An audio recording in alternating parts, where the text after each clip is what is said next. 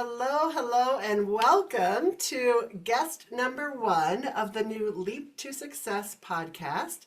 Karen Koenig is our very first guest as I'm taking over Leap for Ladies, and I'm so excited to get to talk to you today, Karen, and be able to share your knowledge with the world. And thank you for getting right on the calendar and booking this first spot with me. Yeah, I'm thanks super for happy having to be me. here. Good, good. Well, let's just start out with, tell us a little bit about you. What makes you so awesome? Well, I can give you a little background. So I spent 26 years in the military, retired as a major in the Air Nice, Force. nice. Primarily went through lots of different careers, but ended up as the director of personnel, and then jumped into aerospace because I have a degree in project management.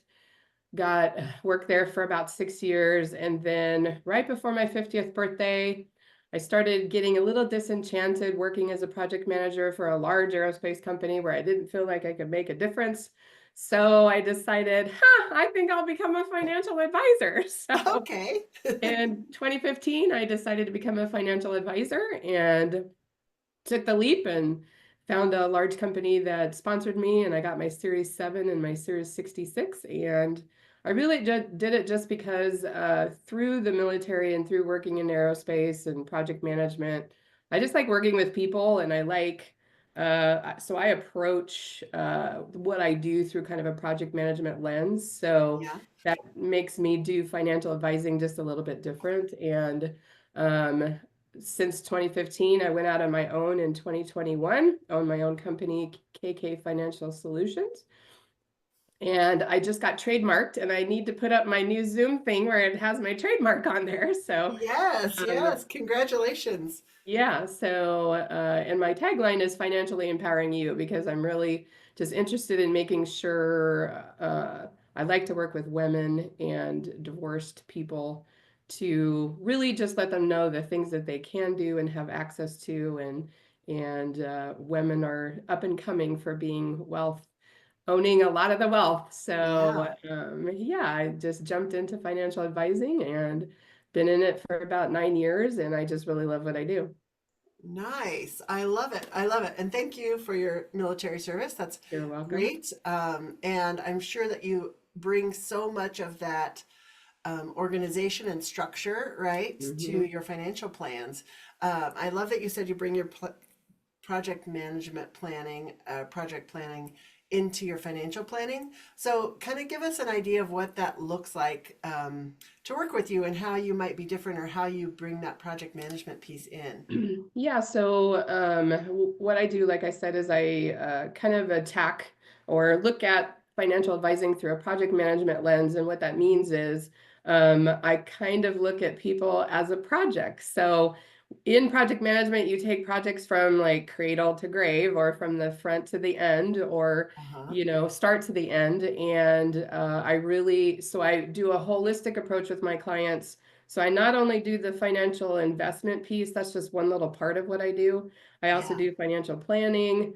I do annuities, long-term care, and life insurance. And then I also do basic wills and trusts. So I Okay. try to, and then I'm getting certified as a divorce specialist so then I can work the divorce market.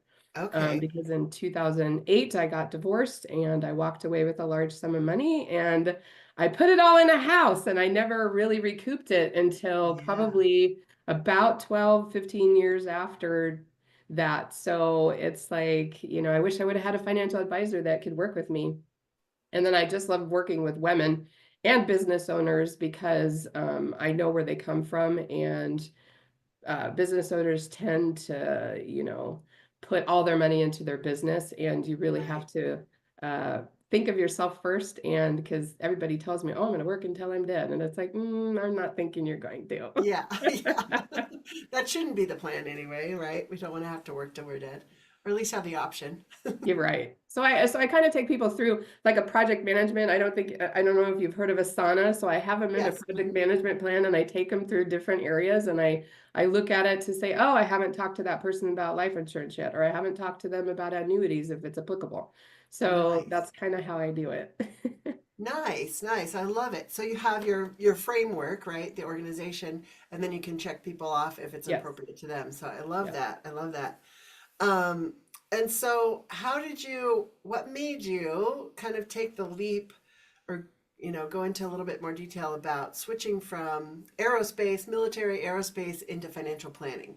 Like what was that thought process for you and what decided you, what finally pulled the trigger for you to make the leap? Yeah, when I first worked for in aerospace, I worked on the defense side, and my mentor at the time said, "Well, you really need to learn the commercial side." So I ended up getting transferred from Tucson, Arizona, up to Washington State.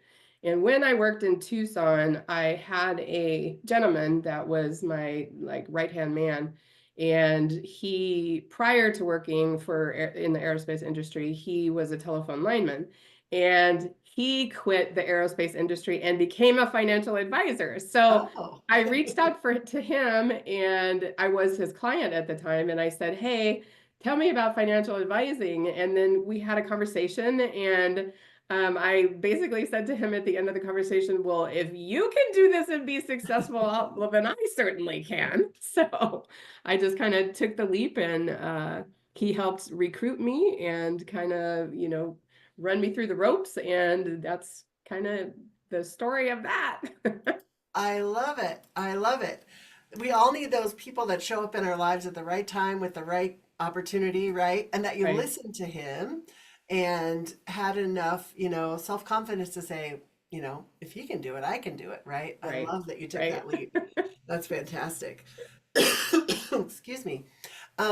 So do you feel like this is your calling or you find your purpose in this? How do you find your purpose in your everyday work that you get to do with women? Yeah, it's kind of funny that through becoming a financial advisor, I found out I was kind of a numbers geek. So, Okay. I mean, I've always liked numbers, but being able to create a portfolio for somebody and then watch their investments grow, and then, have a conversation with them about their goals and what they want to do. It's like all the things that I used to do as a manager, working with Hmm. people and having people working underneath me, wrapped into being a financial services provider, because I can help them, get from point A to point B and help them be successful. So Wow. I really feel like this is like my dream job. And like I said, I jumped into it right before I turned 50, and I actually uh, got my licensing, everything done like the week of my 50th birthday. Oh, So nice. What a way to celebrate a new decade, right? So I Speed just of the really ring. feel that, this is something that I'm going to continue to do. It's not like I really have to retire, Yeah. because I have a team of people that work behind me and help me, do things on a day-to-day basis. And I just love what I do. Awesome. Awesome. I do too. I love what I do, and it's not work to me because I just Right. love the people I get to work with and the things I get to do. And now being able to interview people on this podcast is so fun. So tell me about some times where you maybe have struggled either in your career in aerospace or as a new business owner getting this business off the ground, and how you kind of push yourself through those or found a mentor or, found a group or whatever it was that kind of helped you get through some of the struggles in business. Yeah, so I would say when I decided to go independent in 2021, walk away from the large financial firm and go independent, Hmm. um, I thought it would be super easy, but it Yeah. wasn't. So you go from a steady kind of, yes, it's commission, but when I started at that large firm, they had a salary for the first 3 years and then a Nice. sliding scale commission. So as your commissions went up, your salary went away. So Yeah. it was that was great, but I still got paid every 2 weeks when I worked for the Right. large firm. When I went independent, I get paid once a quarter. So I have to figure Oh, out how to make my money last over a 3-month period yeah. where that is hard. So I had to, figure out, okay, I got to budget my money completely different. I have to have my Yeah. bills come due at different times. And so that was probably the biggest struggle, was going from the every 2 weeks to the once a quarter. I mean, it was just a Yeah, big, that's a big jump. a That's a big big jump jump. on how to to make your money last. And then the second thing was I had a lot of like stuff that behind the scenes that I don't like to do. I just want to bring clients in. I want to work with clients. Right. I want to get Yeah. them set up and I don't want to do the paperwork and all that kind of stuff. So I Mhm. really struggled with, should I hire an assistant? Should I not hire an assistant? Can I afford it? Can I not afford it? And it was one of those questions where it was like, well, I can't afford not to. So I Mhm. have to figure out how to get that into my, my monthly budget because I pay her Mhm. actually weekly. So I get paid every 3 months, but I pay my assistant weekly. So, I had Right, to kind right. of figure that out. And, she's been a blessing. She's been with me almost 3 years now. And she Nice. does a lot of my social media and a lot of the stuff behind the scenes. So yeah, I would say the leap to go independent and then trying to decide, how do I scale my business? So yeah. Yes. Yeah. I think that's an important lesson for all entrepreneurs. We think we're going to do this thing and it's going to just be easy peasy. I am just closing down my first business this December, but it's been running for 11 years and it's a virtual assistant company. And at one point when I decided, okay, I don't want to do the work anymore, I just want to Mhm. have my team of virtual assistants do the work directly with the clients. So I handed over all of my clients who I'd been doing the work for. And that next month I was like, oh, I don't have any billable hours and I only have this, slight override on the work hours that the other women are doing. So I was like, oh boy, I gotta figure out another way to make money, right? So it's like, oh, this is gonna be great. I'm not gonna have to do all that work anymore, be able to focus on growing the business. And then it's like, oh, that was a big hit to my paycheck in 1 month, right? Right. So yeah, I think there's those learning lessons for all of us that we have to figure out. So tell me, what were some of your kind of your favorite budget hacks that you discovered in having to make your money stretch for a quarter? And then how do you relate some of those budget tips into the work that you get to do with your clients? Yeah, so what I had decided to do because I needed some upfront money is I actually did take out a loan. So I took out a Okay. small business loan. I was going to try, well, I was going to go through the Small Business Association, but I talked to the counselor and she says, well, you really don't need it. But I needed a little bit, just Yeah. some front money to start. So I did take out a small loan. Yeah, it was a personal loan, so it ended up being at a fairly high interest rate. But Yeah. once I got that first 3 month, commission and Yeah. even the next set, it took about 2 cycles and I was able to pay off that loan and Nice. then, kind of go from there. So I always tell people, if they say, oh, I need to take out a loan, it's like, well, you can as long as you have a plan to pay it back. So Yes. I made sure Yes. I had a plan to pay it back. And then, so I did it again because in January of this year, I switched broker dealers. So as an Okay. independent, I have to have somebody that does like all the compliance and oversight for me, my Right. conduit between me and my clearinghouse, which is Charles Schwab and Fidelity. And I took a hit again because I switched companies. So it was like, oh, I need a little more money, cash Yeah. flow. So I took out another small loan, yes, at a little high interest rate, but I've since paid that off as well. So, Nice. and Nice. then I negotiated with the new company, is there some type of signing bonus? And they did. And I was able to get that signing bonus, and that's what I used to pay off the loan. So I kind of had it all figured out ahead of time Nice. to try to make the money, last. Good. Good. That's such a good tip because I think um, entrepreneurs sometimes are hesitant to go and get a business loan or even a personal line of credit to, help their business, which there should be caution there for sure, Sure, right? yeah. We don't want to just keep borrowing money to borrow money to make our cash flow work. But it can be a useful tool. And sometimes I think we forget about it, especially if we're bootstrapping our business. We're just like, Yes, I'm just going to cut costs. I'm not going to pay myself anything. I'm going to do all these other things. Or I'm going to do everything myself. I can't afford to hire an assistant or a right. bookkeeper or anything else because I got to keep expenses low, right?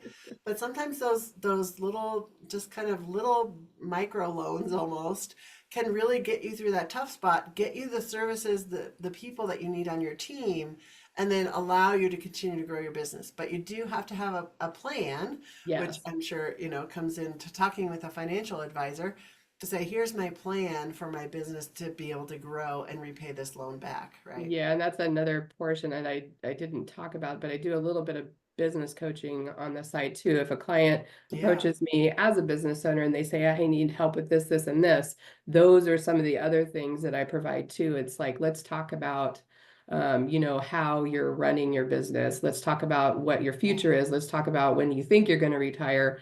And then, I'm getting ready to bring on a client who is kind of changing her business model, and she has two or three different ways that she wants to finance it, and she wants to talk through that with me. And so I'm Right. glad that she's reaching out, because a lot of people just, try to do that stuff on their own, and, not really have a mentor or hire someone to help them with that. So Right, right.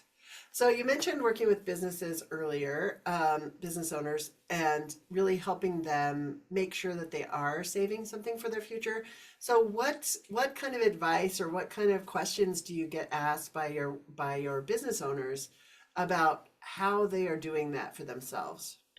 yeah, so if I, am approached by a business and they're not saving anything for retirement, or they used to work, for a company and they have like Yeah. an old 401k, I'll talk about rolling that over. And then business owners have the ability, you can do a SEP, you can do a simple, or you can do a business 401k. And SEPs and simples are free to implement. The business 401ks cost a little bit of money, depending on how many employees you have, but you get the benefits of being an employer and offering a benefit to your employees, just like you would if you worked at a large firm. So Yeah. it's a way to retain employees. So I have the retention conversation with these business owners saying, hey, you need to institute some benefits. And one of them is, you as the business owner can put money into it. Your employees can put money into it. You get credit for both of that towards your taxes as the business owner, and the employee gets the credit of what their little portion that they put in. So it's a tax write-off. So when I talk the Yeah. tax write-off part, then Yeah. they're like, oh, I didn't even think about that. It's like, yeah, this is a tax write-off for you. Yes, I love it. And I, as a business coach, work primarily with women entrepreneurs who happen to be solopreneurs in their business, or maybe up to 5 employees, but most of my clients are solopreneurs. So what kind of things, if they don't have employees, do they still get that benefit if they set up a SEP or something Yeah, like they that? do. If they set up the SEP, they Nice. still get the same benefit, but it's 25% of your income. And I don't I think it's $58,000 or 25% of your gross income for the year. So you get the benefit of being able to put more money away for retirement, as opposed to just having an IRA, because Okay. you are held to the stipulations around the IRAs, which is established by the IRS, and the Uh-huh. current amount that you can put in is I think it's $7,500. So Yeah. as a business owner, you can put more than that in, which is going to get you further down the road. Okay. Okay. Nice. That's good to know. That's good to know. Um, so let's go back to my list of questions here. So we talked kind of about maybe some struggles that you've had to overcome, but what about, maybe some fear that you've had to overcome, or self-doubt, and how have you helped yourself move through that, or what other resources have you used to help yourself move through that? Yeah, I would say the biggest fear or self-doubt is I offer packages. So I Mhm. look at the package price, and in my mind I'm thinking that's a lot of money. But when Yeah, I extrapolate it out, it's like it's really not, but it sounds like a lot. So I right. guess my self-doubt and fear is, I almost feel bad when I say, oh, I've got a $6,000 package, a $3,500 package, and a $1,250. Or you can hire me for $250 an hour. So it took me a long time Right. to be able to say, well, I'm worth that, because I know what it takes to do the things that I do. Yeah, So I just literally present it to people and let them make the decision. And almost always, nine times out of 10, they figure it out, because yeah. offer them payment plans or whatever so they can afford it. So, because I know, Yeah. I mean, it's like it's a big chunk to space to pay someone $6,000 to do, 6 months worth of work with them when, if they're on a budget. So yeah. Right. So Right. I think that's the biggest self-doubt and fear is, are they going to give me that amount of money? Right, right. And first of all, can I even get it out of my mouth, right? So Yes. what's the dollar sign I can get out of my mouth comfortably, and then go from there, right? But Right. I just want to point out, Karen, I love that you started with your highest package and then got down to your lowest offering, right? I did a class about how our brain, I taught this class about how our brain perceives numbers, and it was all about your brain as a business owner. And we talked about your brain will set the value point at the first number you hear. So if you're starting with the $250 an hour or the 1250 package, right? That's the our brain associates that's the best value. Right. So then Yeah, everything there. after that, you have to recondition the Right. brain to accept that that's more valuable, right? So I encourage all of my clients as well. It's like start with your highest package and then work your way down because the brain is going to attach to that highest package as the most valuable, Right. right? So love that you presented it that way. So good job. Thanks. Um, what would you tell our listeners who are on the fence maybe about taking a leap in their lives about living a life that's inspired by their purpose or living a life that's bigger than what they were living before? Well, I would say this. So I loved being in the military, but at some point they make you retire. So it's like I had to Okay. do something different. And in between then, I got an MBA in project management. And then I decided to use that in the aerospace industry because like I said, I was on the defense side. So I still was kind of Mhm. working a little bit for the military defense Yeah. type.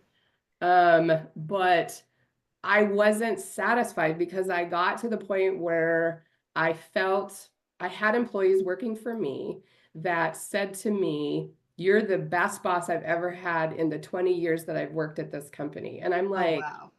"Thank you, but that's not saying much about the company." Right, right. Because I took them and sat them down and told them where they fit in the bottom line, and no other Nice. supervisor had ever done that before. But I felt like it was like the Titanic, and I couldn't move the ship fast enough to help make that company, look better, make better profits. I was so low on the Yeah. totem pole. They had too many levels of management. And I thought, well, what am I going to do with my life? So I did take the leap. Was it scary? It was scary as all Yeah. get out because I was like, I'm going from something where, I had a paycheck every 2 weeks and I had the 401k and, the health benefits and all that kind of stuff to trying to decide what should I do, with my life. And that's where I just, on a whim reached out to that guy that used to work for me. And, Yeah. I said, well, do you like what you do? And he said, yes, because I get to help people on a daily basis. And he got to do it on his terms. I think that was the Nice. key. It was like, it's scary to start it, but I have so much more time with my family, Mhm. so much more work-life balance. I don't have to take work home if I don't want Yes. to. I don't have to work. I do in my head still work set hours. I get up, it's, Right, 5:36 and I'm online by 7 and I work in my mind. I think, gosh, I got to work until 4. But there's right. 4 or 5, but there's days that I go golfing in the middle of the day. So it's Nice. like, I love it. but I still have my phone with me. And if somebody emails me or calls me while I'm golfing, then I just take care of it. They don't need to know that I'm out on the golf course. So, Right. I love it's it. just, or go to lunch with a friend or those types of things. So there's Yeah. just, it was scary at first, like I said, but it was such a great path for me to take that I would just say if anybody wants to take the leap, they need to take the leap Yes. because if you have that thought, you're never going to be satisfied with what you're currently doing if you don't really like what you're doing. Right. If you're already thinking I should be doing something else, you should be doing something else, right? Because your Right, brain's because already then you're calculating how to not you're get not out of it. you're not even really working the job that you're working because you're thinking Yeah. about other stuff all the time. So you're doing a Yes. disservice to the company that you work for too. Yes. Yes. I love that. I love something you said as well was really explaining to people how they fit into the organization. I think that is just a missing piece of most companies, larger companies especially, is people don't understand how they fit in. I know. I'm just a cog in the wheel, but they don't understand how their cog is interacting with all the other cogs, right? And so Hmm. I experienced that myself in different corporations that I worked for, and I think that really does inspire people to, when you become an entrepreneur, to really pay more attention to the people that you work with and your power partners and your vendors and those people, because you understand and you get to choose the other cogs in the wheel, right? So Right. um, it just gives you more ownership of everything that you do, which I love. Um, so, um, if somebody wanted to get in touch with you, like what is the best way for them to get started with you? Oh, I'm There muted. is, you can get a hold of me either I'm going to via remove you for a minute. email. Oh, via email. So Karen at kkfinancialsolutions.us or call 425-610-7476. And then I do have several social media areas that I have. Okay, good. So we will put all of that in the show notes below so that you have all of that information. And I'm going to just fix this video here real quick because we're back to back on my Zoom because we're Oh. doing our Leap for Ladies. Leap for Ladies Thrive Thursday is happening. So Whitney was popping in to be our host for that. And let me see if I can just hide non-video participants. There, it's just back to us now again. So, okay, so remind us again of how they can find you, Karen. Yeah, so I forgot my website. So Okay, it's on your www. screen behind you too. Yeah, it's right on the screen behind me, right Yes. there, right over there. It's www.kkfinancialsolutions with an s.us. Okay. I wasn't able to get the .com, so I have the US. And then my email is labeled to the same website. So it's Karen at kkfinancialsolutions.us. Or you can call 425-610-7476. And then I have several social media handles. Um, Two of them, LinkedIn is financially empowering you. Facebook is financially empowering you with the number one on the end. And Okay. then my Instagram did get hacked. It used to be financially empowering you, and now it's Karen Koenig, KarenKoenig_. So I have a new Instagram that I had to start over with new followers. Okay, it So happens. I It don't have happens. it Yes. branded anymore. All right. Well, we will put all of that contact information in the show notes so that you can reach out to Karen, talk to her about any financial questions that you may have as a business owner and or just as a woman, as a divorcee, as somebody who just needs some straight talk about what to do with their finances. So, Karen, it's been so fun hearing your story and getting to know you a little bit more, and I'm excited for the Leap community to get to hear your story as well. So thank you for being a part of the Leap community, and thank you for being our first podcast guest. Yeah, thank you. Have a great holiday. Yes, you too. Thanks. Bye. Bye.